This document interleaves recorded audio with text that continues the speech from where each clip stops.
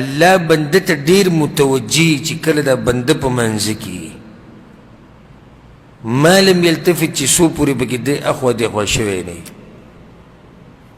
اخوا دېخوا کته اخوا دېخوا سټ اړول فإذا التفت انصرف عنه کله چې منځ کې د ده توجه خرابه شي او دی اخوا دېخوا ګوري او سټ اړی راړی انصرف عنه د الله توجه هم د ده نه ختمه شي.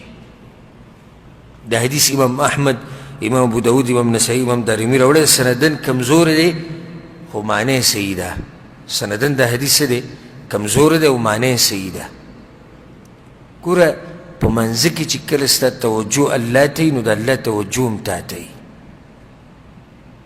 ولې زموږ د اکثر ملګري شکایت کې راشي وي مونځ راله خوند نه راکوي ځکه چې د ده په منځ کې توجه چې دی هغه الله ته نه وي.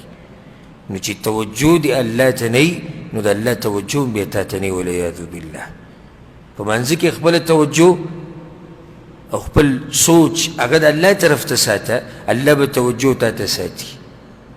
چې څه وی هغه به درله درکوي، چې څه ترې غواړې هغه به درکوي، د مونځ به درله قبلوي.